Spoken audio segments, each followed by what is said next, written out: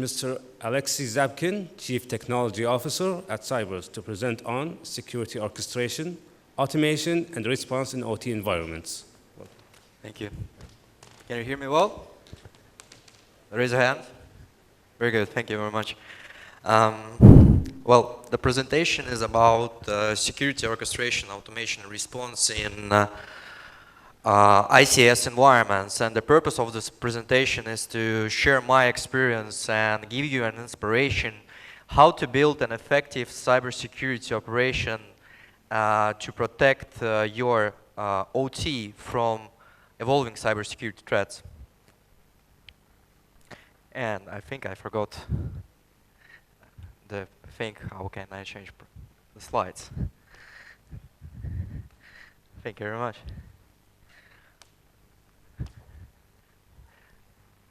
A couple of words about me and the place where I'm coming. So my name is Aleksei Zjabkin. I'm the CTO of the company Cybers. I came here from all the way from Estonia. And Cybers is a cybersecurity solutions implementation and consultancy company which provides services in EMEA region, including Kuwait. And I personally have 10 years of experience in the cybersecurity field. Previously, I've worked as an engineer in telecommunication and cybersecurity. And my main competences are security operations build and security infrastructure development and operations. I also participated in many projects like security automation, orchestration and response, user behavior analytics, threat intelligence build. So here as advisory. Before you will start building your security operations center, or if you want to have improvements of your security operations center, the right thing is to think about your maturity level. Do a self-assessment or do assessment with the help of the third parties. There are many frameworks that will help you to achieve this goal, but we took a simple approach which consists of 3 stages for security operations center. Each stage represents the risk for your organization. The foundation level has the highest risk for your organization, while the trusted level has the lowest risk for your organization. And I'm talking about money, and I'm talking about financial risk. On the foundation level, your organization will be establishing security governance, will be implementing processes, will certify your professionals, and you will be more reactive to cyber threats. On operational level, you will be more proactive, and you will be implementing such thing as threat intelligence to be able to share information with your peers and collect indicators of compromise about potential adversaries. This is where you will be building your security strategy based on who can target your organization and be prepared for that. On a trusted level, you will be focusing on advanced threats, and you will be doing such things as threat hunting, threat intelligence, forensics, penetration testing, red teaming, and your organization will be focused on real threats, on those threats which can have or it may create a significant impact to your organization. How to achieve the trusted level? So the main KPI is increased reaction speed and accuracy. I will give you an example.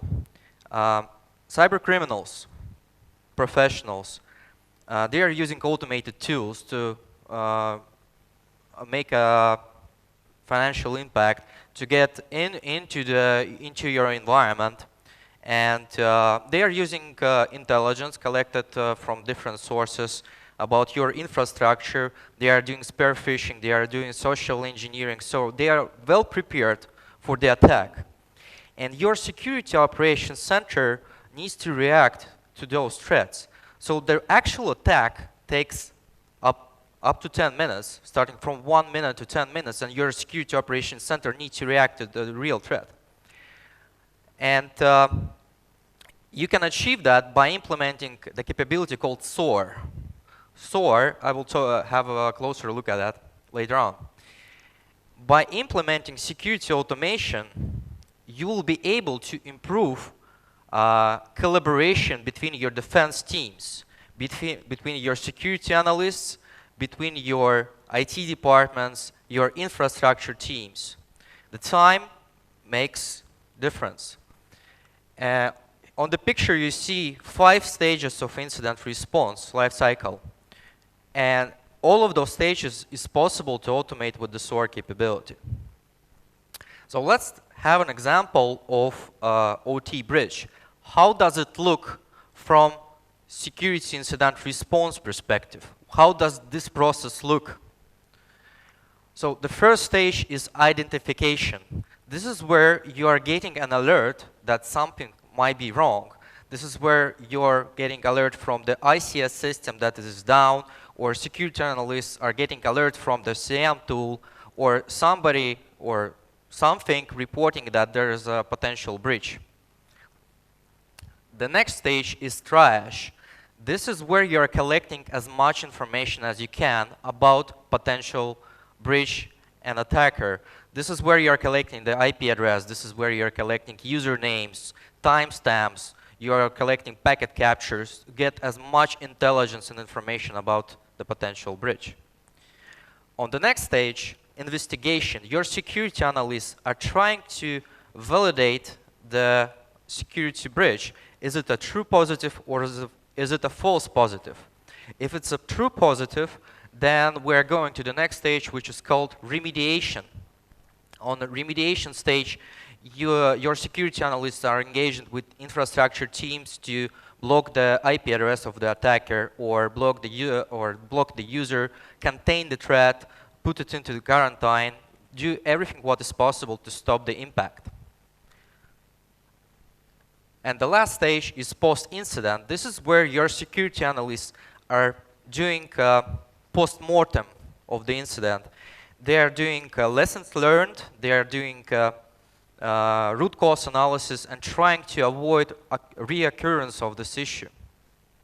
So let's take a look how much time does each step take. There is a lot of manual interactions. And for instance, this is an average number. So I'm taking this from my experience. I worked in a financial organization in the bank in Nordics, and this is the average for similar incidents. 5 minutes for triage, 15 minutes for investigation, 20 minutes for remediation, and 10 minutes for the post-incident. Does anybody see any issue here? The issue is time. And it takes around 50 minutes in well-matured organization with established processes to react to such incidents. And if we will take as an assumption that per month you have almost 2,000 such events on which you have to react, it will result in 1.5 thousand minutes from your security analysts. It could differ from organization to organization, but it gives you an idea what value the automation will bring to you. What is an automation business case? Security doesn't exist for the sake of being or for the sake of security. Security protects your business, and you need to speak business language when trying to justify some capability in your organization, especially security. First of all, security automation help you to make fast and informed decisions but by the use of the threat intelligence and delegating some tasks to machines. Secondly, if we will take example shown previously, you can make an assumption how much money you would save by delegating tasks which you've done previously manually to machine. So let's imagine a single loss would be $15,000 or $50,000, and the annual rate of occurrence is 10 times. It will result in 500K. The single loss could be significantly larger, the rate of occurrence could be lower, but it gives you an example how to do the calculation. The third point is significant human error reductions. we're all humans, we're making mistakes. Machine doesn't. It just depends how you configure the machine. Time to respond with automated mitigation in seconds. So we've seen how much time it takes for manual investigation. And we know that attack would take 1 minute. So this platform, the security automation platform, provides you response in seconds. By automating security incident response, you will save up to 6 FTEs. And what does it mean? Normally, on average, security operations center consists of 6 FTEs. And those 6 FTEs, in the beginning, are doing those manual actions. They're fighting against false positives. They're looking at commodity malware. And this is where you are saving your people. This is where you are saving your time. Proactive incident response. So you will be moving from reactive approach to security incident to proactive by trying to predict who might attack you, because you will be moving manual things to machines and allowing those 6 FTEs to focus on advanced things, to focus on real threats, to do threat hunting, to do penetration testing. So what is SOAR? I talked about it before. SOAR is security orchestration, automation, and response. It consists of 3 components. First of all, this is an orchestration engine. This is where you're delegating your day-to-day tasks and operations to a machine. Security incident response team platform. This is the place where you're collecting information about security incidents. This is where you're collecting evidence about security incidents. And threat intelligence platform, this is the place where you're collecting information about potential attacks. You're collecting this from peers, from industry, and you're feeding this threat intelligence into the automation workflow and into the incident response platform. The example use case, which I've shown before regarding the OT environment, is just one of the examples what you can achieve with SOAR. You can automate it. You can automate anything in security field. You can automate malware and ransomware incidents. You can automate phishing. You can automate a malicious web page, denial of service. This depends on your playbooks. This depends on your processes. But remember, you cannot automate something that doesn't exist. So you need to have the process in place that you will then convert into the machine language.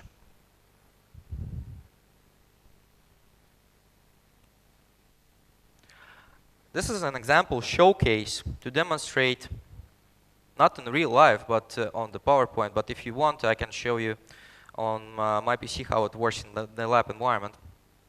The example use case of security breach in an OT environment. So let's imagine the cyber criminal is getting access to industrial control system through the traditional IT environment. By the way, what is the difference between IT and OT? Frankly speaking, today there is not much difference. The difference is that OT environment is significantly more vulnerable than IT environment due to the patching constraints and due to the impact that it can provide. Therefore, we need to be more accurate and take a closer look at the OT environment. So in this example, hacker gets access. And let's assume you have firewalls at least at the border, at least at the perimeter. Well, firewall is not enough. And eventually you need to have some other compensating controls to detect breach in OT environment. This could be in IDS system, it could be IPS, it could be some sort of scanner for the rogue access point detection. It could be vulnerability management. There is a lot of controls that you can implement in OT environment. So once you have implemented them, you need to collect the intelligence or the data or logs in the central system, which is called SIAM. So SIAM is Security Information Event Management, which has own rules, predefined rules. And based on those rules and based on the intelligence, you can generate an alert, which will then be submitted to the SOAR orchestration. Alert in SIAM system doesn't mean that this is a true positive. alert might indicate that there's something wrong. It could be a system malfunction or something else, or just a false positive. SOAR Orchestrator will launch a workflow, also called a playbook, and will automatically submit a ticket into the ticketing system and will update it with all the relevant information. Next step for SOAR Orchestrator is to ask a local threat intelligence platform, do you know something about this IP address? Do you know something about this user? And if it has the information, it will automatically update the workflow and the ticketing system as well.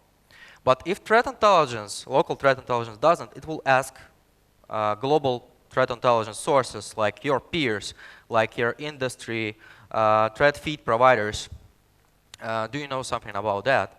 If one of those 60, 100 feeds would report to you that, yes, this is bad IP address because your peer was attacked by that, but the same IP address, your SOAR orchestrator will make an automated decision based on the weight, based on predefined rules, should you block this connection or not. So SOAR orchestrator can automatically implement policy on the policy enforcement point to block the attacker. My recommendation, not to start blocking before you are 100% confident that this is a true positive. So the recommendation would be to have a security analyst sitting in front of the SOAR platform and verifying that it doesn't block anything good. That's it. Do you have any questions to me?